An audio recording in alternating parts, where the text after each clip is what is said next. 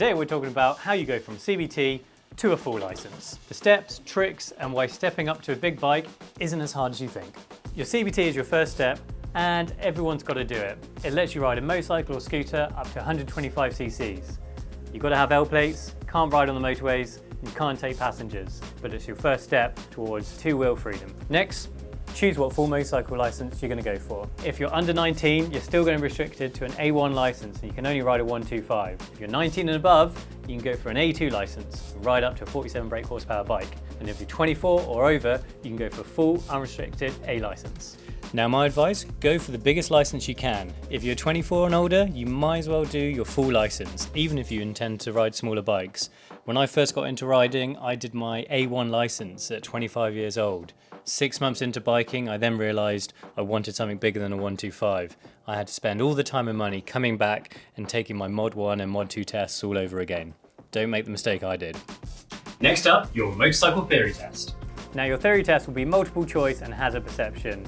With a bit of practice using an app and some mock tests, you'll pass and no problems. And it only costs £23 to take. Overall, the theory test isn't too hard. Just do your practice, stay calm during the test, you can review your answers at the end. Just as a heads up, the motorbike theory test is different to the car theory test, so you will need to sit this even if you already have a driving licence. Once you've got your CVT and theory test, it's time to book your full motorcycle licence course. There's no minimum time you need to ride on a CVT before you can go straight onto your full licence.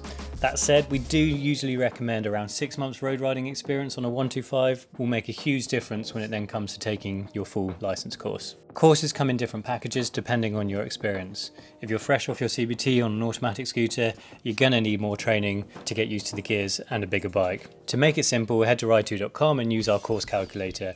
It will help recommend the right package for you. So once you know which course is right for you, book online and start your journey to full licence freedom. Module 1 is all about bike control. An examiner is going to be asking you to do different manoeuvres on a pad to see how you handle the bike.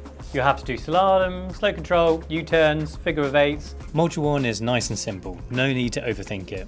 But make sure you're doing your lifesaver checks when you move away. The pad is treated like a live road, and that includes the car park. With a good night's sleep, a calm mindset, and enough practice, you'll be fine.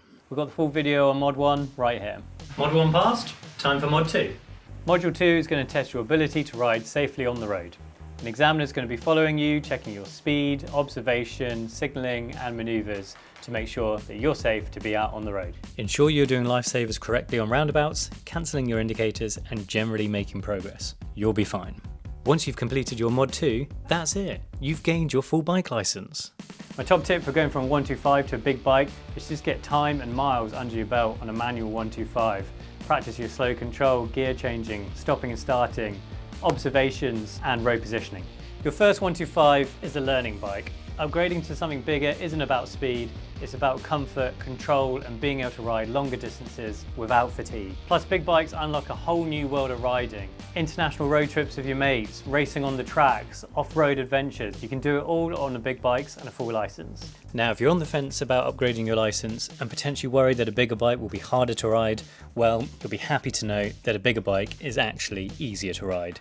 Better brakes, better balance, more powerful, and often just feel better and safer to ride on the roads, and definitely more road presence. Honestly, when I go back from riding a big bike to a 125 now, I feel like I'm on a weird powered bicycle and I just don't feel as safe on the road compared to when I'm riding my big adventure bike. Thanks for watching. If you want more information on your Mod 1 test or the CVT, check out our other videos, and if you're ready to book any of your courses, head over to RideTo.com.